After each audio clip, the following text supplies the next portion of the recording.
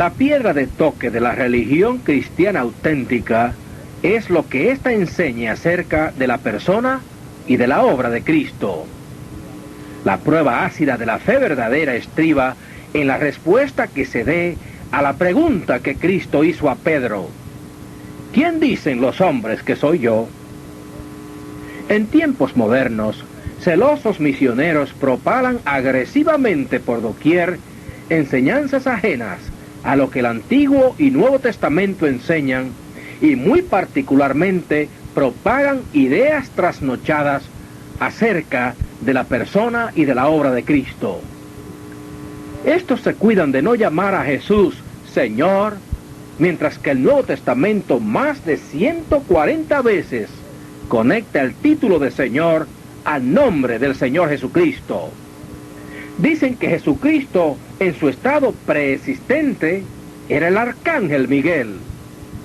Pero la debilidad de esta febril pretensión se ve en que el Nuevo Testamento enseña claramente que Jesús se dejó adorar durante su vida terrenal, mientras que los ángeles nunca permitieron que el hombre los adorara. Jesús no era un ángel ni un arcángel. Afirman que Jesús fue un ser creado, pero el Nuevo Testamento se deleita en llamar Dios a Jesús y registra la adoración de que como Dios, Jesús fue objeto. Dice la Escritura en Tito 2:13, aguardando la esperanza bienaventurada y la manifestación gloriosa de nuestro gran Dios y Salvador, Jesucristo. Romanos 9:5, refiriéndose a los israelitas antiguos, confirma de esta manera: de quienes son los patriarcas, y de los cuales, según la carne, vino Cristo, el cual es Dios sobre todas las cosas, bendito por los siglos. Dios, amigo nuestro, no es un ser creado. Dios es el creador. Y Cristo es Dios manifestado en carne y el creador de todo lo existente, incluso de aquellos que niegan su eterna potencia y divinidad. Si Jesús fue creado, ¿cómo es que la palabra de Dios inspirada endosa el hecho de que Jesús fuera alabado, glorificado, adorado? Escuche usted la siguiente canción de adoración. Se le canta en los cielos a Dios el Padre y al Señor Jesús, Cordero de Dios. La leemos del Apocalipsis 5, comenzando en el verso 12. Los 4 seres vivientes y los 24 ancianos se postraron delante del Cordero. Todos tenían arpas y copas de oro llenas de incienso, que son las oraciones de los santos.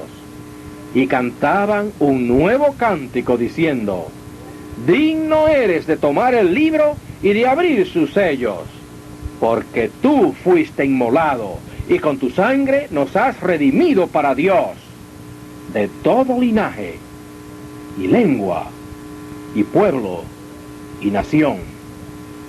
Y miré y oí la voz de muchos ángeles alrededor del trono y de los seres vivientes y de los ancianos, y su número era millones de millones, que decían a gran voz: el Cordero que fue inmolado es digno de tomar el poder, las riquezas, la sabiduría, la honra, la gloria y la alabanza. Y todo lo creado que está en el cielo y sobre la tierra y debajo de la tierra y en el mar, y a todas las cosas que en ellos hay, oí decir: al que está sentado en el trono y al Cordero sea la alabanza, la honra, la gloria y el poder por los siglos de los siglos. Los 24 ancianos se postraron sobre sus rostros y adoraron al que vive por los siglos de los siglos. Para hacer su obra malabarista, los detractores de la deidad de Cristo afirman que Jesús era un Dios. Hallan soporte para esta idea en la traducción exclusiva que hacen de Juan 1:1. Dice esta traducción espúrea así: en el principio era el Verbo, y el Verbo era con Dios, y el Verbo era un Dios. Traducir que el Verbo era un Dios es una barbaridad gramatical que viola todas las reglas del buen sentido. Y mi amigo, esto es peligroso, ya que cuando se usa mala gramática, se adquiere peor teología. La traducción literal de la última frase del versículo 1 del capítulo 1 de Juan leería así, si la tradujéramos como he dicho literalmente: y Dios era el Verbo. Nunca el Verbo era un Dios. Dios era el Verbo.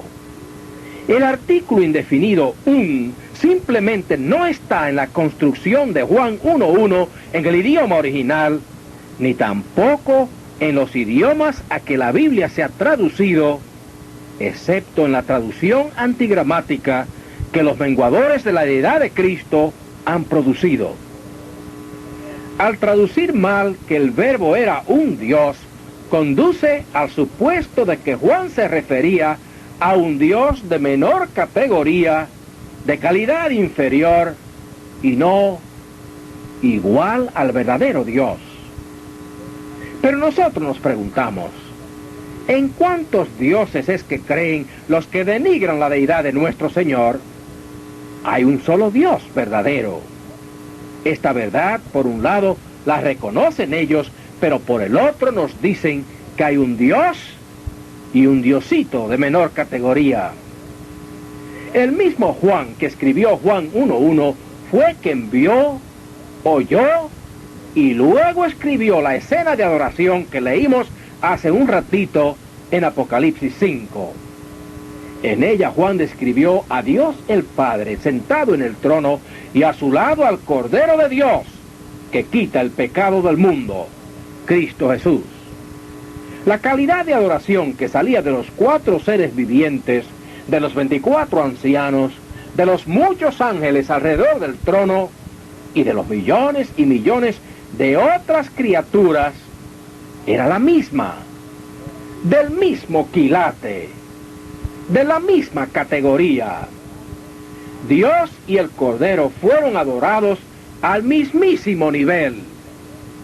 Este altísimo nivel, los detractores de Cristo no quieren reconocerle a Él, no obstante ser Jesucristo el único digno.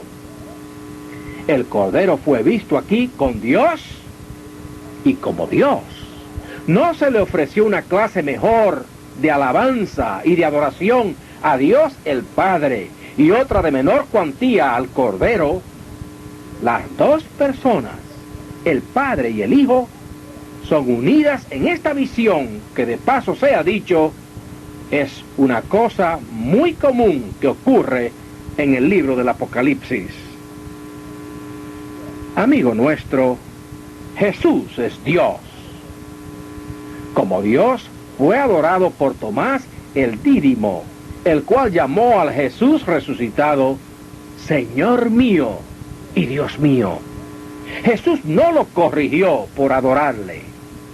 Aceptó este acto de reverencia y de adoración. Usted también, como las criaturas y los ancianos, como los ángeles y como Tomás y como todos los otros apóstoles y cristianos de todas las épocas, debe también rendirse ante Cristo para adorarle. Primero, entregándole su corazón, pidiéndolo que lo limpie con su sangre. Segundo, para servirle en la vida, con sus dones y talentos, con su tiempo y su dinero. Tercero, para adorarle con su vida y servicio. Y entonces, más tarde, tener el gran privilegio de unirse a millones de millones que en el cielo adorarán para siempre al que vive para siempre jamás.